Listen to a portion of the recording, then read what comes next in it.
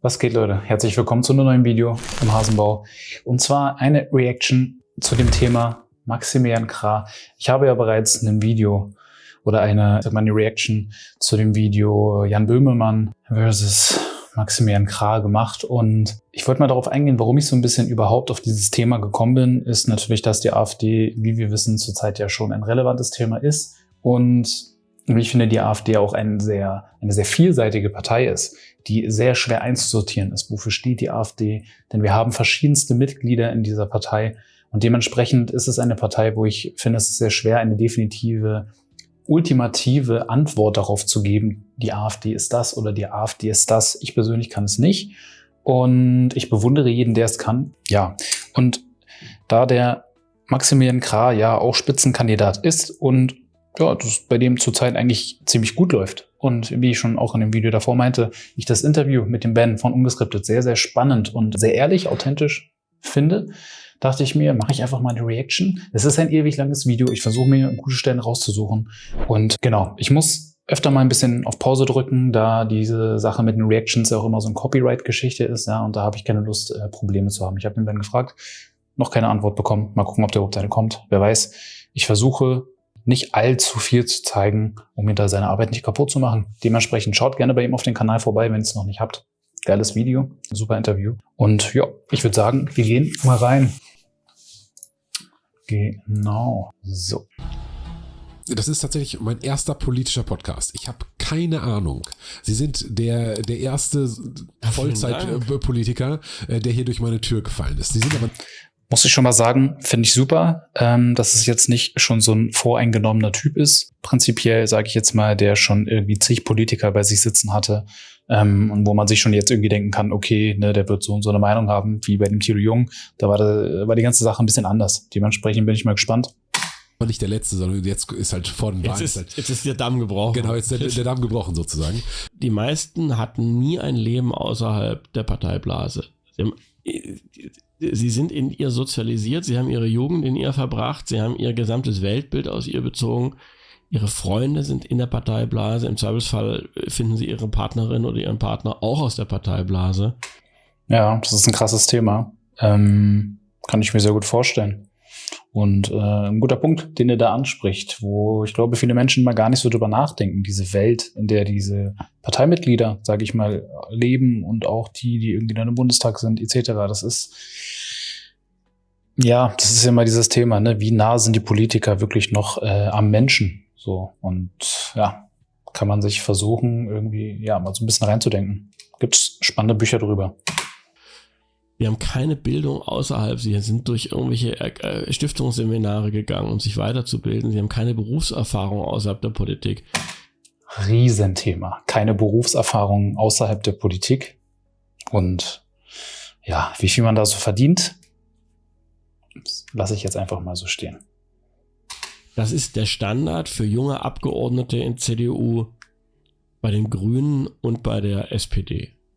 Also wer jetzt, sagen wir, mit Anfang 20 sagt, ich mache jetzt aber mal ein Semester frei und reise jetzt mal mit dem Rucksack durch Südamerika, dann erlebt er ja komplett neue Eindrücke. Wer das nicht hat, dem fehlen diese Eindrücke. Das heißt, man sollte sich einfach mal anschauen, was haben denn diese Politiker, die jetzt nachrücken, sagen wir Mitte 30, also so ein bisschen jünger als ich, was haben die denn in ihrem Leben an Erfahrung aufgenommen?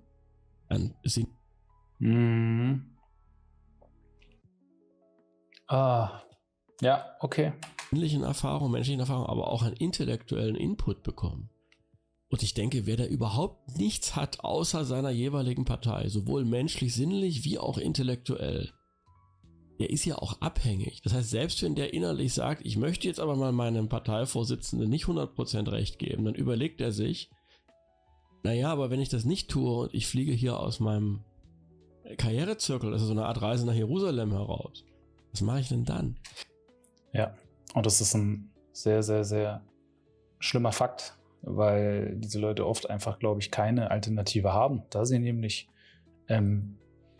oft und nicht allzu selten ihre Studiengänge entweder sehr schwierig oder nicht sonderlich gut abgeschlossen haben. Manchmal steht ja auch die Frage im Raum, ist der Abschluss oder ging denn da alles mit rechten Dingen zu bei diesem Abschluss oder der Doktorarbeit oder anderem? Abschluss. Und ja, inwiefern haben Sie überhaupt noch eine Alternative, um aus diesem, wie er schon gerade sagte, aus diesem Kreis des Abgeordneten überhaupt rauszukommen? Und ja, oder hat man sich da nicht schon an gewisse Gelder gewöhnt und auch an einen gewissen Komfort und Lebensstil und sagt sich, oh Gott, naja, da muss ich ja einfach nur zustimmen, ein bisschen mitmachen und dann habe ich einfach ein komfortables Leben. So klingt doch eigentlich ganz angenehm. Die Masse der deutschen Politiker, Nachwuchspolitiker, und zwar zumindest bei CDU, SPD und Grünen, ist ja auf dem ersten Arbeitsmarkt nicht vermittelbar. Was sollen denn Leute mit diesen Schmalspurausbildungen machen, wenn sie nicht mehr in der Politik sind? Was macht Ricarda Lang? Das ist das schlimmste Beispiel, aber man kann es ja immer dahinter. Ja, und das sind so ganz simple, ja, stupide Themen so, wo ich glaube aber viele gar nicht drüber reden. Ja, und allein für die Aussage ist er wahrscheinlich schon Nazi hoch 10. Ja. Deutlich mal. Irgendwie 10 Jahre Jura studiert ohne Abschluss. Und dann immer nur bei den Grünen. Was macht Ricarda Lang, wenn sie nicht mehr auf dem grünen Ticket fährt? Sie ist im Arbeitsamt in der Abteilung schwer vermittelbar. Tja. Oder? Nicht schlecht. Und das diszipliniert schon. Ich mache mir immer folgenden Spaß. Also ich setze mich gelegentlich in den Plenarsaal und wenn dann die Reden kommen, google ich die Kollegen. Und schau mir, die haben ja alle einen Wikipedia-Eintrag und ich schaue mir einfach mal die Lebensläufe an. Ich meine, wir können ja nun beide Lebensläufe lesen. Und dann sieht man doch, was haben die denn drauf? Und das ist halt erstaunlich dünn. Also wir werden von Leuten regiert, denen würden wir eigentlich nicht die lokale Sparkasse anvertrauen. Wahrscheinlich nicht mal bei den lokalen McDonald's. Und das sind so Sachen, auf so eine Aussagen stehe ich einfach hart, muss ich sagen. Also, und mir geht's ja nicht darum, jetzt irgendwie zu sagen, die AfD ist mega geil, die AfD ist top. Wie gesagt, wenn ihr mir zugehört habt, aber ich muss sagen, auch die meisten gucken sich die Videos sowieso nur 30 Sekunden an, machen sich dann Urteilen und dann ist gut. Aber darum geht's ja auch nicht. Diese Aussagen und ich sag mal, der Charakter an sich, ich finde ihn einfach mega lustig, ja, und von seiner Art und Weise mega gut. Ja, wir gucken einfach mal weiter, aber ich stehe drauf, der haut halt einfach raus. Der haut raus, was er denkt und es fehlt heutzutage so ein bisschen, ja, immer dieses um heißen Brei herumreden, nicht zu konkreten Aussagen kommen zu können. Ich meine, wie vielen Politikern hört ihr zu und ihr denkt euch, ah wow, ja, mit dem resoniere ich, der wirkt irgendwie, als hätte er verstanden, worum es geht, welche Themen sind aktuell. Ja, und ich finde, bei ihm kriegt man relativ schnell das Gefühl, okay, der weiß, wovon er spricht und er spricht auch Themen an, die viele Menschen beschäftigen. So. Ja. Naja.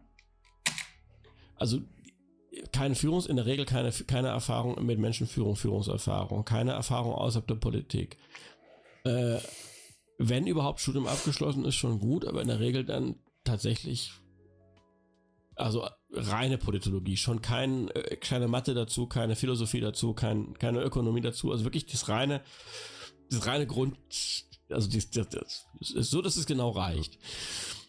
Und auch von den Hobbys oder von den Neigungen oder von dem, was man so privat gemacht hat, was einen abrundet, da ist wenig da. Also man freut sich ja, dass der alte Justizminister Buschmann, der jetzt nicht mehr im Amt ist, immerhin irgendwie nebenbei komponiert. Das fand ich spannend.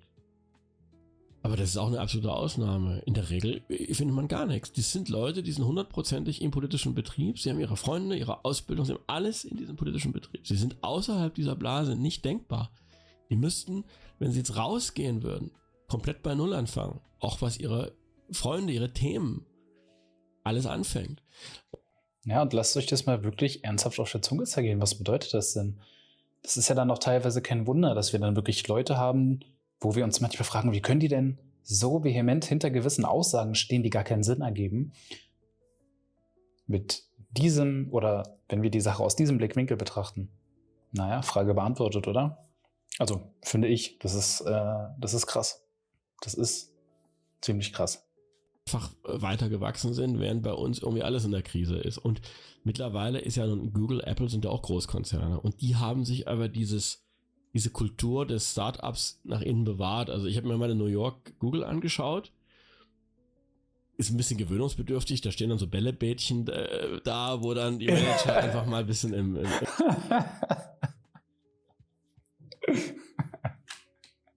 Oh, das ist eine geile Vorstellung, aber ich kann es mir sehr gut vorstellen, so den ganzen Startup-Space, ja, das ist ja das Chai Latte und so. Das ist jetzt richtig steil. im Bällebad spielen dürfen und natürlich ist dann die Kantine ist ein Traum, ja, die versuchen sich das schon zu bewahren, das ist klar, aber sie haben es eben dann, die sind jetzt auch schon 20, 30 Jahre alt, wenn sie sich Apple anschauen. Also offenbar gelingt das und was mir eben auffällt, in Deutschland diskutieren wir ja nicht mehr darüber. Wir müssten doch VW und so weiter, müssten noch überlegen, wie müssen wir unser Unternehmen umbauen, dass wir wieder an Speed gewinnen. Das Einzige, was ich von VW zurzeit höre, ist ein Sparprogramm. Also nichts gegen Sparprogramme, verstehen Sie mich nicht falsch, aber ich habe noch nie erlebt, dass ein Unternehmen die Zukunft gewonnen hat, weil es gespart hat. Es muss sparen, aber vor allen Dingen muss es investieren. Woran investieren wir denn zurzeit? Deutschland investiert überhaupt nicht mehr. Nennen Sie mir mal einen Bereich, wo die deutsche Industrie zurzeit investiert und wo man sagen kann, da gibt es eine Zukunft. Ich erkenne das nicht. Vielleicht kommt es als nächstes eine Rüstungsinvestitionskampagne, weil ja nun sich meine lieben Kollegen, die versuchen zu überbieten, wer den Rüstungsetat mehr steigern will. Okay, dann vielleicht haben wir dann wieder irgendwie ein staatsinduziertes Forschungsprogramm. Ich weiß es nicht, aber dass die Industrie mir zurzeit sagt, okay, wir sparen an der einen Seite, damit wir Geld haben, woanders zu investieren und da. Tja. Ah, Mann, das ist schlimm, weil ich sag mal, er sagt alles. Was soll man dazu was sagen? Also, er sagt alles. Das, wo sie dann investieren, ist innovativ, erkenne ich nicht. VW will jetzt anfangen, in Elektromobilität zu investieren. Elektromobilität. Wenn ihr euch damit beschäftigt habt, naja, kann man sich ja vorstellen, wie lange der Hase noch hoppelt. Also, naja, okay. Jeder deutsche Automanager wusste, wenn das Verbrennerverbot beschlossen wird und kommt, ist die deutsche Autoindustrie in der heutigen Form Geschichte. Das heißt, es war völlig klar, dass wenn das Verbrennerverbot kommt und der Green Deal und die neuen Flottenbeschränkungen für Benzinverbrauch und so weiter, ist die deutsche Autoindustrie in der heutigen Form Geschichte. Kein Automanager hat das öffentlich angesprochen. Warum hätte er es getan, wäre er innerhalb eines Jahres ein Posten losgeworden. Und der Automanager denkt sich, dann bleibe ich doch lieber noch 5, 6 Jahre dabei, kassiere meine... Das ist einfach wieder dieses, wer hat die wahre Macht und wo muss einfach mitgezogen werden, weil, naja, ich kann mich ja jetzt nicht wirklich einfach dagegen wehren, sonst, wie der Herr schon sagt, bin ich mir postenlos. Von daher, ich mache lieber einfach mal mit. Und dann, ja, würde schon, ne? Mhm. Boni und meine Pensionsansprüche, es ist mir doch egal. Also ich möchte gestalten, ich möchte verändern, das ist absolut klar. Aber auf der anderen Seite, ich genieße natürlich auch diesen Wettkampf, diese Wettkampfsituation. Wer genießt denn hier noch den Wettkampf? Das ist auch selten, oder? Also eben so engagierte Politiker zu haben, wo man so das Gefühl hat, die möchten sich gerne noch irgendwie auseinandersetzen mit anderen Leuten und wollen in den Diskurs gehen, haben irgendwie selber eine Meinung zu Sachen zu stehen und irgendwie, ja, eben sich für Sachen einzusetzen. Ja, wirklich mit Leidenschaft. Fällt mir keiner wirklich ein. Also zumindest von denen, die jetzt gerade aktuell so am Machen sind. Sage ich einfach mal so. So, also ich raufe mich gern. Sie raufen sich gern. Ich raufe mich gern. Ich bin Sie sind gerne Anwalt, per Definition. Ja, ich raufe mich gern. Ich sitze Finde ich geil. gern tatsächlich 6 Stunden da bei Tilo Jung und freue mich, dass er sich die Zähne ausbeißt, obwohl er mir so gern zeigen will, wie doof ich bin. Und er hat es nicht hingekriegt. Mach weiter so. Super geil, hat mich gefreut. Und finde ich auch geil. Und das, wie gesagt, wenn ihr es nicht kennt, könnt ihr ja mal reinschauen. Der hat so eine komische Grundarroganz, so eine komische Grundunfreundlichkeit, muss ich wirklich sagen. Ich finde, man merkt wirklich von Anfang an, der fällt ihm immer ins Wort. Vom Timing ist er extrem schnell versucht, dann so einzunehmen, ja, mit so einer Ich bin über dir Art und Weise. Ja, wieso? Warum ist es so? Ne? Warum immer so, ganz ekliger Typ. Wir messen ja in Deutschland mit zweierlei Maß. Und das berühmteste Beispiel ist natürlich immer Günter Grass. Günter Grass war ja ein Freiwilliger. Freiwillig bei der SS. Und wir haben in Lübeck ein Günter Grass Haus und nach wie vor tingelt die gesamte linke Kulturschickeria dahin und huldigt Günter Grass. So und tja, ne? Und ich wehre mich dagegen, dass das also bei Günter Grass gilt. Aber jetzt nehmen wir mal an, wir haben irgend so einen armen 16-jährigen Teufel, der völlig fanatisiert 1944 dazu überredet wurde, da zu unterschreiben. Und das berühmte Beispiel war, und zwar ist so. Jetzt nur noch mal ganz kurz hier Pause, weil es geht jetzt im Endeffekt, glaube ich, um diese Aussage, wie hier schon steht in der Kapitelfunktion Aussage, nicht alle in der SS waren Verbrecher. Wir schauen mal, was er dazu sagt. Helmut Kohl mit Ronald Reagan 1984 waren die in Bitburg an der Eifel auf dem Soldatenfriedhof. Und da lagen tote Amerikaner und tote Deutsche. Ende des Zweiten Weltkriegs. Und die wollten einen Kranz gemeinsam ablegen. Das war Kohls Bemühung um Versöhnung. Und dann stellte man fest, dass aber von den Deutschen, die da lagen, ein paar SSler waren. Alles, man hat das dann geprüft, wer da ist. Alles so 16-, 17-jährige arme Jungs. Und am lautesten aufgeregt gegen Kohl hat sich ausgerechnet der Grass. Er dürfe da nicht hingehen. Das finde ich unanständig, weil der Grass hätte auch liegen können. Er war Ne? auch einer von denen. Aber der Grass hatte damals sein SS-Coming-out, glaube ich, natürlich noch nicht. nicht. Ne? Der Das ist ja erst irgendwie vor 10 oder 15 Jahren Ganz genau, der hat also so getan, als wenn er jetzt als völlig unabhängiger Richter, dann hätte er das Coming-out schon gehabt, hätten sie ja gesagt, was bist du für ein Ferkel? Tja, das war so diese Doppelmoral, ne? Also. Und ich glaube, das ist diese Verlogenheit, die wir in Deutschland bei der Diskussion haben. Ja. Genau, das ist es. Genau das, was ich gerade meinte. Also 100% kann ich genauso unterschreiben. Arme Kohl wollte einfach nur ein Versöhnungszeichen setzen. Und hat gesagt, okay, da liegen halt ein paar 17-Jährige, die falsche Uniform hatten. Aber das ist diese 17-Jährige, also man hat geguckt, da war keiner dabei, wo man wusste, da liegt wirklich was nachweisbar vor. Und der Grass, der selbst dabei war, der Kohl war nicht dabei. Aber der Grass war dabei. Und der dabei war, der wirft dann dem Kohl die Geste zu Leuten vor, die in derselben schlechten Lage waren wie er damals. Und diese Verlogenheit, die wir uns leisten, die passt mir nicht. Das kann sein, dass es ein Vorteil ist, dass ich aus dem Osten komme. Bei uns lief das ja mit der NS-Aufarbeitung auch ein bisschen anders als im Westen. Das war ja eher schematisch. Ich habe nichts Falsches gesagt. Ich habe es am falschen Ort zur falschen Person. Aber an sich war es einfach so, dass alle schon gierig darauf warteten, dass irgendwas kommt und sie es ausgenutzt haben. So ist Politik.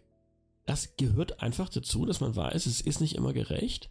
Und man kämpft anschließend erstmal ein Jahr, um diese sinnlose Situation wieder gerade zu rücken, indem man sagt, pass auf, ich habe nicht die verbrecherischen Charakter des Nationalsozialismus geleugnet, um Himmels Willen. Ich habe mich über individuelle Menschen, über Günter Grass geäußert.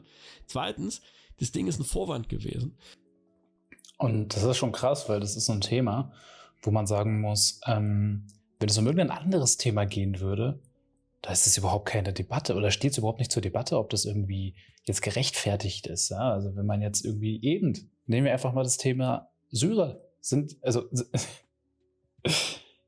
wenn der jetzt hier stehen würde oder wenn er sagen würde, nicht alle Syrer sind Verbrecher, würde jetzt sich irgendjemand darüber aufregen und sagen, oh Gott, wie können Sie das nur sagen? So. Ich meine, würde man jetzt den Syrern irgendwie, weiß nicht, Völkermord vorwerfen, ja? So. Aber, also dann wäre es, sag ich mal, so das Gleiche wie jetzt mit der SS, ne? Aber es ist doch Menschenverstand zu wissen, dass nicht alle Menschen, einfach jetzt ganz unabhängig von der SS, ob es jetzt eine Gang ist, ob es eine Armee, ja, selbst beim Militär, hat nicht jeder dort einen Menschen getötet. Oder ähnliches. Nicht jeder in der Gang, kommt vielleicht drauf an, welche Gang, so, und ob du da irgendwie überhaupt reinkommst, ohne irgendeine Scheiße zu bauen, so. Aber ihr wisst, worauf ich hinaus will. Es ist nie das eine oder es ist nie nur so oder so, wie immer, ja. Nicht nur schwarz-weiß, sondern es gibt eine Mischung. Und es ist alles, es gibt verschiedene Varianten, verschiedene Möglichkeiten. Und es ist natürlich, wie gesagt, politisch ein guter Grund gewesen, ihn da auseinanderzunehmen. Und drittens, ja, das war kommunikativ dämlich. Aber es war mit Sicherheit keine Reinwaschung oder ich bin völlig unverdächtig der Sympathie für den Nationalsozialismus, sagen selbst meine Gegner. Das ist einfach einer der Sachen, an denen ich jetzt knabbere und das wird mich jetzt noch ein halbes Jahr verfolgen und danach gibt es halt die nächste Sau, durch das Dorf getrieben wird. Da muss ich mit leben. Das heißt... So, und da muss ich einfach nur an sich menschlich, wie er damit umgeht, sagen, finde ich ganz gut, dass er dazu steht.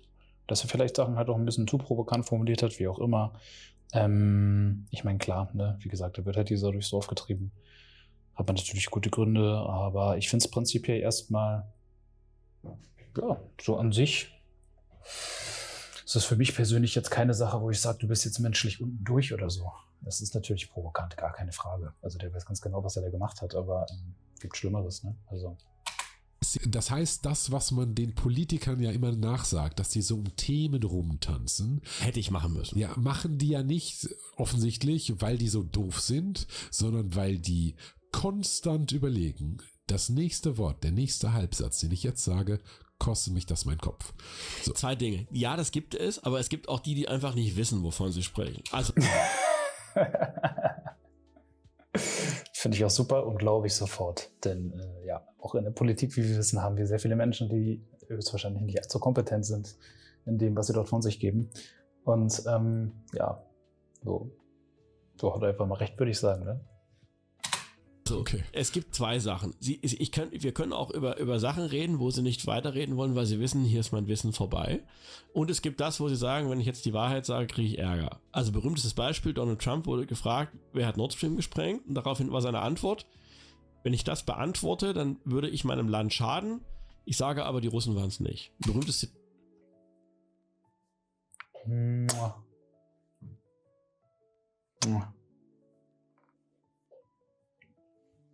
Ja, nehme ich. Geile Antwort. Mehr kann man dazu nicht sagen, oder? Zitat von Donald Trump. Grandios. Grandios, ja? Der wusste genau, jetzt höre ich auf, und er hat einfach in dem Moment, wo er es nicht gesagt hat, trotzdem alles gesagt.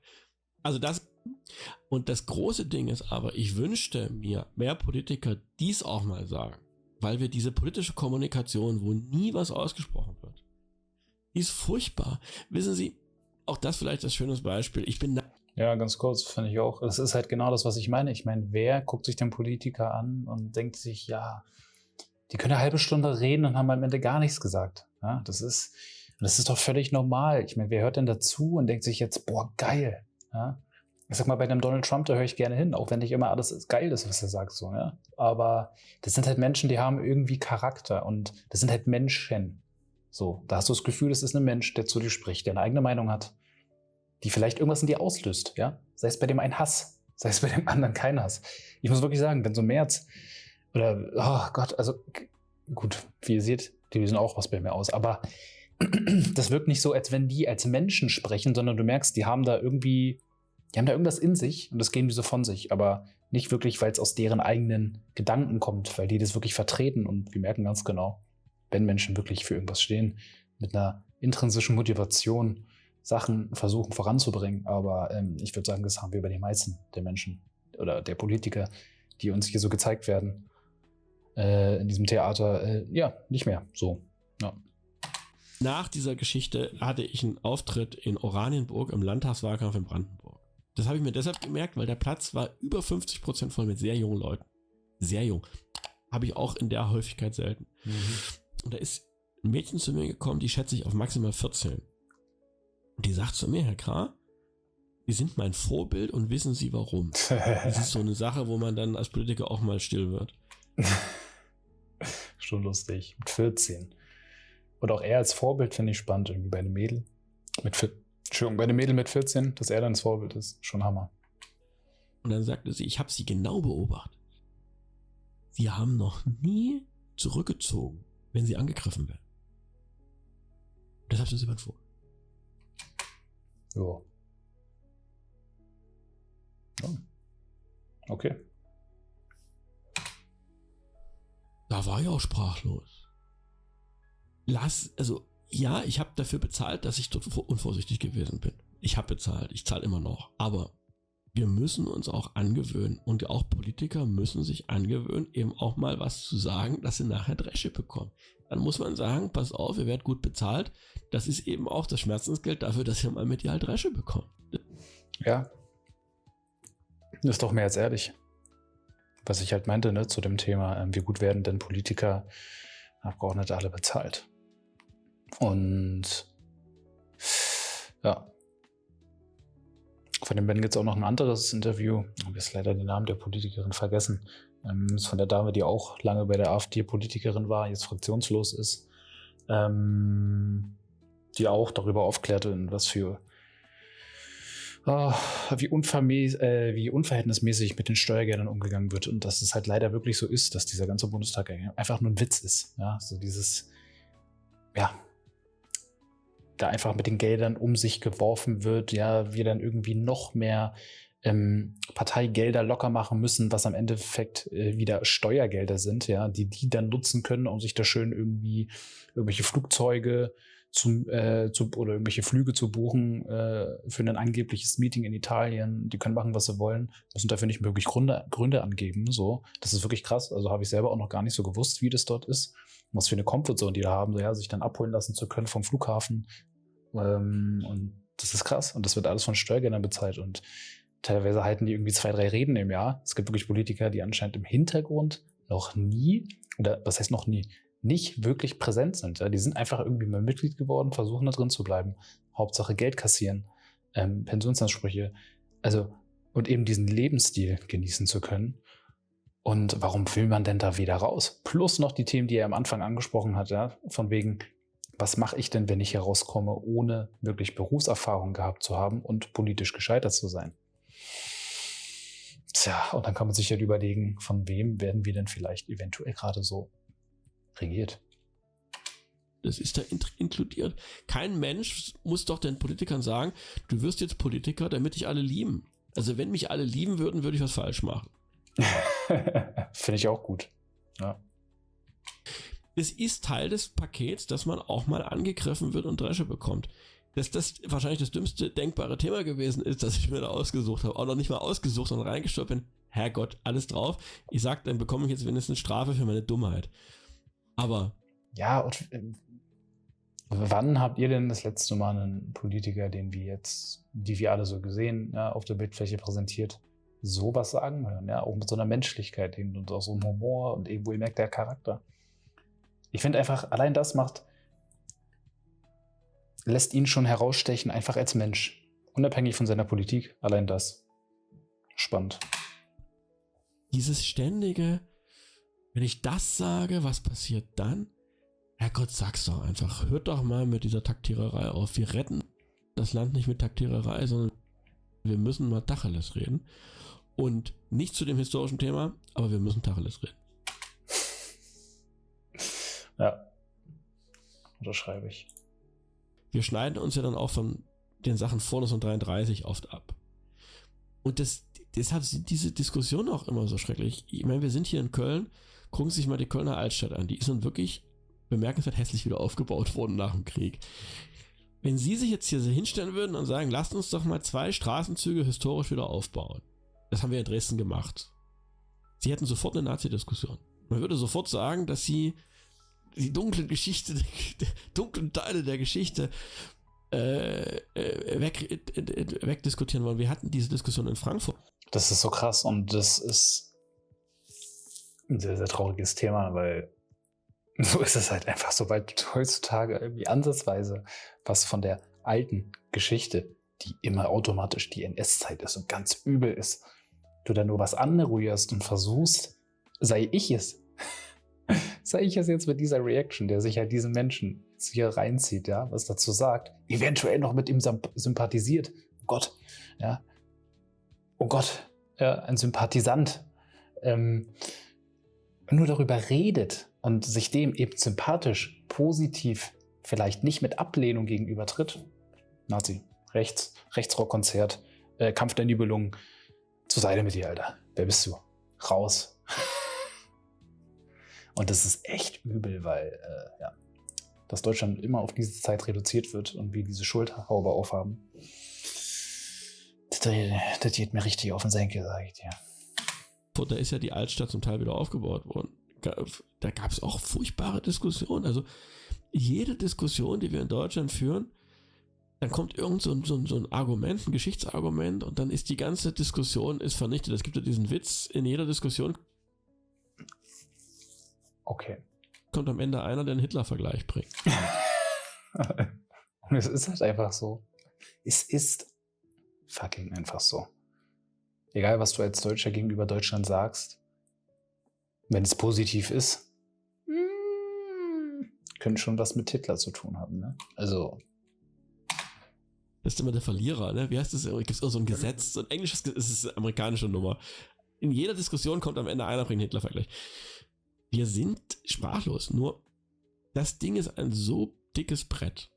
Es ist so schwer, dass ich tatsächlich glaube, die Möglichkeiten der politischen Rhetorik reichen nicht, um durchzukommen. Aber die Kunst müsste es wagen.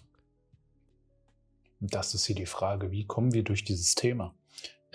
Ich muss sagen, mit Themen oder mit Sachen wie den hier versuche ich schon, dieses Thema zu beleuchten. Und ich meine, aufgrund meiner optischen Erscheinung, ja, meines Daseins, zu zeigen, dass es wichtig ist, nicht nur schwarz und weiß zu denken, sondern dass ich nicht finde, dass wir Bewegungen wie Black Lives Matter brauchen.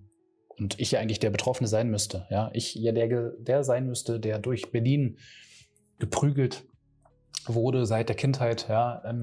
Ich konnte mich gar nicht retten vor Nazis. Die sind mir jeden Tag nach der Schule hinterhergerannt, haben mich gepeitscht und auf die Felder geschickt und gesagt, hier, pflücke weiter. Nee, das ist halt das Schlimme, ja, dass wir an einem Punkt angekommen sind, wo ich, sage ich mal, darüber sprechen muss, was hier falsch läuft. Und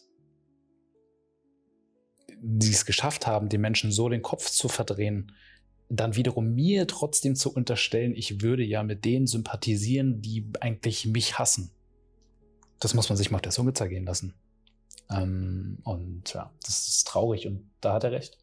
Eigentlich müssten auch Künstler, Musiker, finde ich, Größen mit Reichweite viel mehr solche Themen, aber da kommen wir dann wieder, also solche Themen ansprechen, da kommen wir dann aber wieder bei dem Thema der behalte ich denn dann meinen Job oder werde ich nicht hier und da gecancelt? Und es gibt so ein paar, ja, ich sag mal, es gibt ein paar Rapper, es gibt ein paar Musiker, Schauspieler, die positionieren sich ganz klar und wir können uns alle an die letzten Jahre erinnern, aber auch die erleben dann gerne, sage ich mal, nicht allzu schöne Zeiten mit viel privatem Hass und eventuell auch eben Drohung, Gewalt und dann fragen wir, oder dann kann man sich fragen, wer ist hier eigentlich jetzt, ne, der böse schwarze Mann?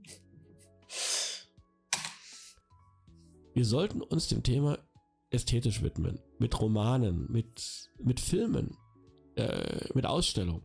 Vielleicht brauchen wir erstmal einen ästhetischen Zugang, dass wir darüber reden können, ehe wir dann wieder politisch darüber reden können. Denn eins habe ich ja nun gelernt, wenn ich politisch darüber rede, werde ich verprügelt. Tja, so ist es.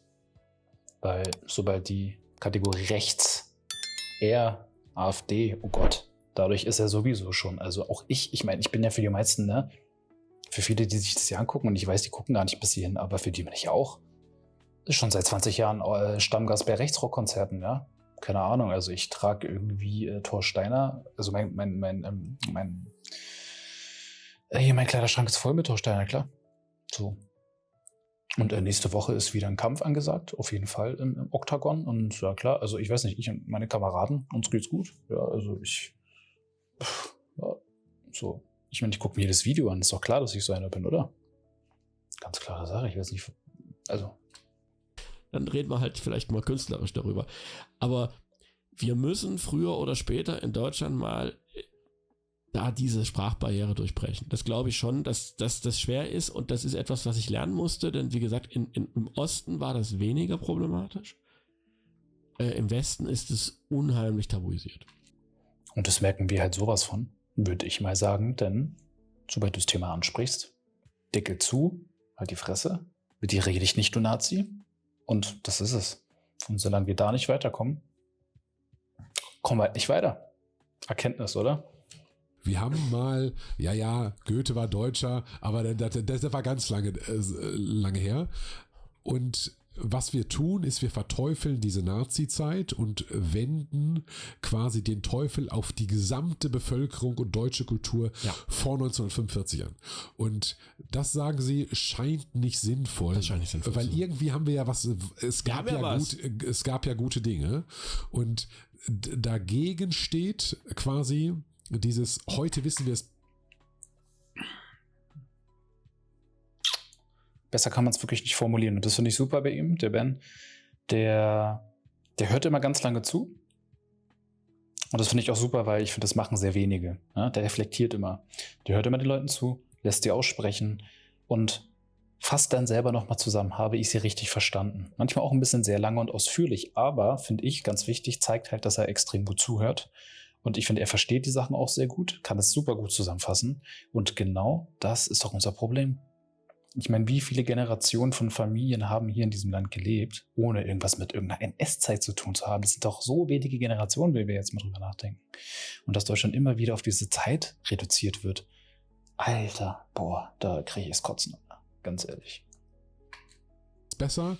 Die da drüben waren Nazis und die waren Nazis und Nazis sind böse Menschen, deswegen sind auch 900.000 Leute in der Waffen-SS sowieso Verbrecher. Alle Verbrecher. Alle, die in der NSDAP waren alle Verbrecher. Automatisch. Und wenn ich selbst die Historie angucke, dann gab es halt Anne Frank und Schindler und ich kann mir heute überlegen, wäre ich eher Anne Frank oder wäre ich eher Schindler? Genau. Diese beiden Möglichkeiten Mehr gibt es. gar nicht. So, weil die anderen 99,99999% Verbrecher und haben mit das waren alles Verbrecher und die waren nicht so wie ich, denn ich bin ein guter Mensch. Genau. So, das scheint mir auch etwas. Das ist ein bisschen irgendwas ist da noch. Genau. So. Tja. Und ich finde, wenn man das einfach mal so auch rhetorisch alles formuliert, dann müsste doch jeder Mensch, wenn er mal einfach ganz ehrlich ist, merken, dass da irgendwas nicht stimmt. Und das ist einfach so wichtig, dass wir da mal ernsthaft drüber reden, Alter. Was ist los mit euch, Leute? So. Und ich meine, die Message geht jetzt wahrscheinlich leider nicht an die jetzt hier überhaupt noch mit dabei sind, ja, aber wenn ihr noch da seid, freue ich mich und mit ihr meine ich einfach nur wirklich Leute, die vielleicht immer, ja, sofort alle, die irgendwie ansatzweise versuchen, was in der Richtung mal anzusprechen, ja, nicht mehr Position einnehmen und das wird auch immer verwechselt. Sobald man gewisse Themen anspricht, wird immer davon ausgegangen, dass man deshalb jetzt sofort da irgendwie der mega, Aktivist ist, ja, weil ich jetzt mir so eine Videos angucke, habe ich jetzt 10 Plakate von Maximilian Krah an der Wand. Ich liebe die AfD, ja, also ich wache morgens auf und schmier mich erstmal mit blauer Farbe ein, ja, und mal mir erstmal AfD auf die Brust, so. Und ja, das ist, ich weiß nicht, liebe Leute, das ist alles so extrem geworden, wirklich. Und da müssen wir wegkommen von. Wir müssen miteinander reden. Und wirklich, die Kommentare teilweise, danke, weil das ist immer wieder der Spiegel, wo wir halt sind und woran wir zu knabbern haben. Denn diese Art und Weise, wie hier manche Sachen so von sich gegeben werden, zeigt einfach genau, wo das Problem liegt. Und sie liegt hier nicht auf der einen und auch nicht auf der anderen Seite. Ja, die ist jetzt nicht links, rechts, weil es gibt nicht die Fehler nur bei denen oder nur die Fehler bei denen, sondern wir insgesamt als Menschheit, Gesellschaften müssen lernen, miteinander zu kommunizieren. Auf einer Ebene, wo man einfach mal Mensch ist und nicht immer irgendwie Label hier, Label da, du bist rechts, links, so, sei leise. Komm, wir müssen einfach miteinander reden. Mann. Ja. Und dann sagen sie, im Osten war diese Aufarbeitung anders als im Westen. Was ist da anders gewesen? Wie hat im Osten ist so, man hat einfach, also es gibt einen berühmten Satz von Josef Stalin, der lautet, die Hitlers kommen und gehen, das deutsche Volk aber bleibt. Kluger Satz. Ey, das ist, also ich muss mich immer beherrschen, dass ich nicht irgendwie mal nach 3 Glas Bier auf der Parteiversammlung fordere, wir sollten in den Marmor irgendwo hinweisen. Ja, dann.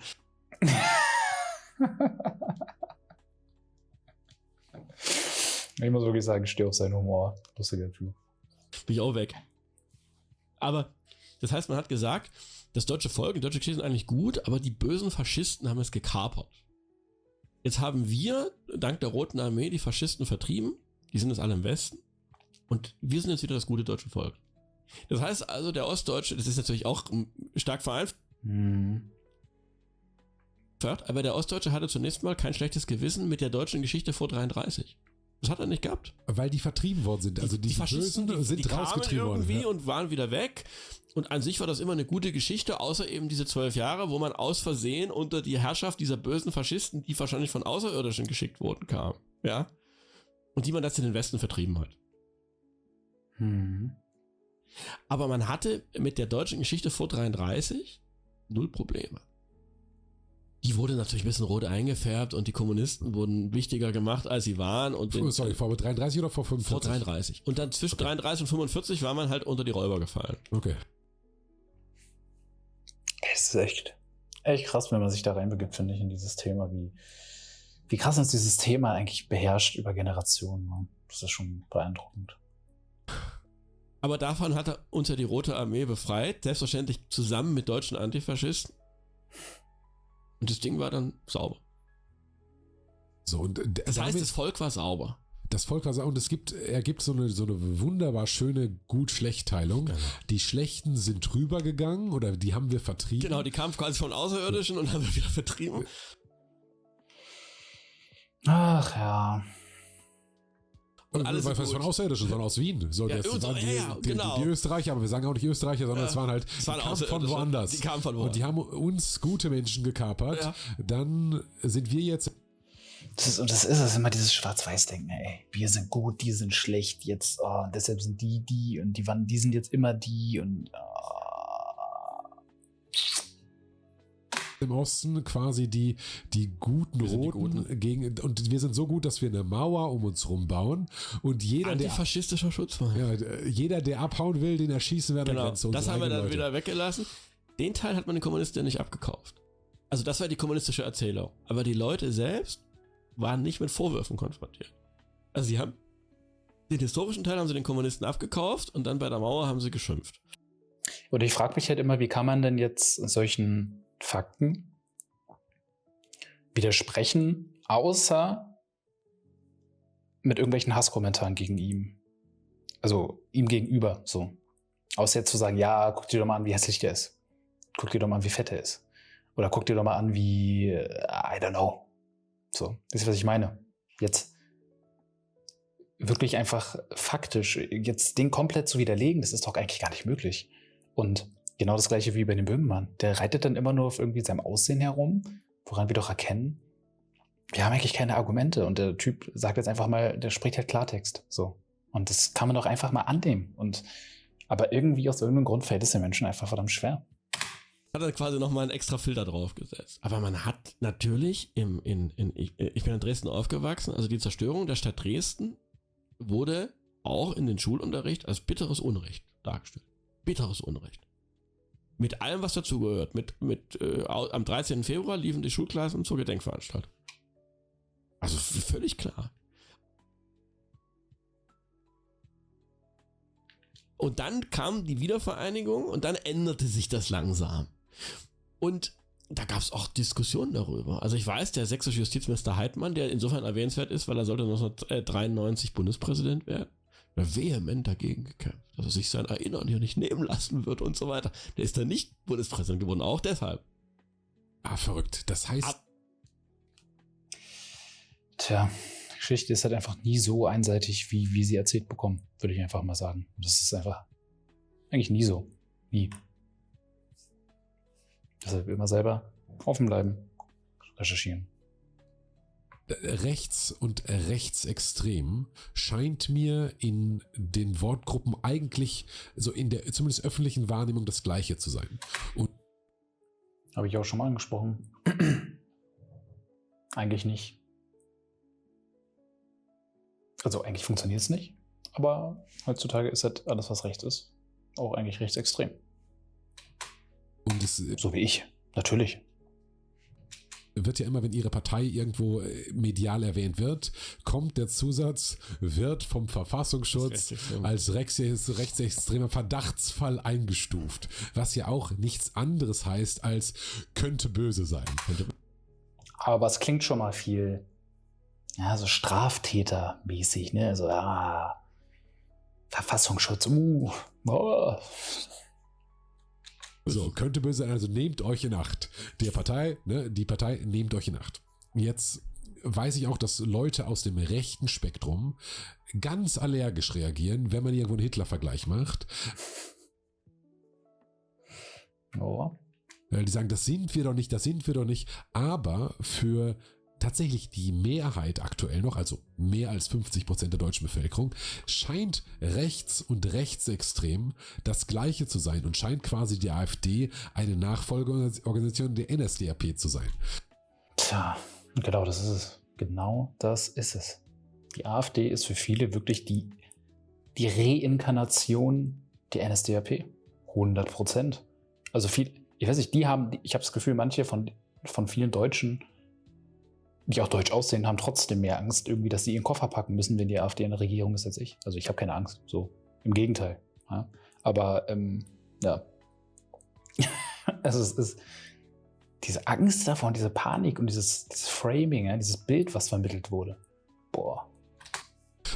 Können Sie für mich differenzieren, wo für Sie Rechtsextremismus anfängt und wo für Sie eine Brandmauer wäre? Also ich habe das noch gelernt, dass Extremismus immer was mit Gewalt zu tun hat. Also es ist immer der Extremist, der bereit ist, Gewalt zur Durchsetzung seiner politischen Ziele einzusetzen. Und ich weiß nicht, ob da irgendwie heutzutage noch wirklich differenziert wird. Eigentlich offenbar nicht, denn sonst würde damit nicht so oft um sich geworfen werden, würde ich einfach mal sagen. Das war zu meiner Studienzeit noch die Definition. Die hat man jetzt unseretwegen aufgegeben, da wir ja nur nachweislich keine Gewalt einsetzen wollen. Aufpassen, ganz wichtiger Punkt. Hat der Herr Haldenwang gesagt, er müsse jetzt den Extremismusbegriff von dem Gewaltteil trennen. Ich halte daran fest, ganz klassisch, ein Extremist ist bereit, Gewalt einzusetzen zur Erreichung politischer Ziele. Antifa, schwarzer Block. Aber ist ja cool. Ey, coole Kids haben kein Vaterland. Ja, good night, White Pride. 1. Mai, ja, cool. Ja, einfach mal ein paar Bullenflaschen werfen. Geil. Ein paar Steine werfen. Ja, hier ACAB und so, ne. Ey. Wirklich. Und das ist so diese allgemeine, ne, so allgemein ist man ja schon so ein bisschen Antisystem, aber eigentlich auf der anderen Seite da lutscht. Mann, ja. Ich habe jetzt nicht. Was? So. Und, Alter. Ihr merkt, Wunderpunkt. Ganz, ganz, ganz Wunderpunkt. Das wäre für mich das erste wichtigste Extremismusmerkmal. Der Extremist ist bereit, auch gewalttätig oder illegal zu arbeiten, gegen Gesetze zu verstoßen. Und das zweite wäre, wenn man einen Staat errichten möchte, der gewalttätig ist, der also Gewalt einsetzt, dann, wenn man es geschafft hat, gegen seine Gegner. Es gibt keinen Extremismus ohne irgendeine Erscheinungsform der Gewalt. Es war immer die Definition und wir sollten die nicht aufgeben. Und wie gesagt, bei der Antifa ist es cool. Und es ist halt cool, solange es gegen rechts ist. Ja. Wenn es von links kommt, ist alles super, weil wir setzen uns ja für das Gute ein. Und wenn dann Menschen wie ich rechts sind, ja, dann kann auch ich auf die Fresse bekommen, ist auch kein Problem. Weil du bist ja rechts, ich in dem Fall. Ja, also, was ist jetzt falsch daran? Mensch, weil ich sympathisiere ja mit dem. Oh Gott, deshalb nieder mit ihm, nieder mit ihm. Das ist genau das, sobald jemand zur Gewalt aufruft oder Gewaltfantasien hat oder sagt, sobald wir regieren, werden wir Gewalt einsetzen, dann ist Schluss. Okay, Leute, ich würde sagen, ich beende das Video mal an der Stelle. Das ist ein sehr, sehr langes Interview, wie ihr seht. Das Ganze geht 4 Stunden. Eventuell mache ich da einfach mehrere Teile draus. Ich fand das jetzt erstmal schon ganz geil als Start, weil, wie gesagt, das Interview geht sehr tief, was auch zeigt, dass der Herr sich mit den Themen tiefgründig auseinandergesetzt hat und weiß, wovon er spricht. Und dementsprechend würde ich sagen, wir hören einfach mal auf. Man muss aufhören, wenn es am schönsten ist. Und ich freue mich, wenn ihr bis hierher durchgehalten habt. Wow, Respekt an euch. Allerliebsten Dank. Ja, schreibt mir gerne mal eure Meinung zu dem Herrn in die Kommentare. Oder auch wie immer gerne Hasskommentare, die liebe ich sehr und freue mich über jede Art von Aufmerksamkeit. Lasst gerne ein Abo da und wir sehen uns. Bis dahin, ne? Ciao, ciao.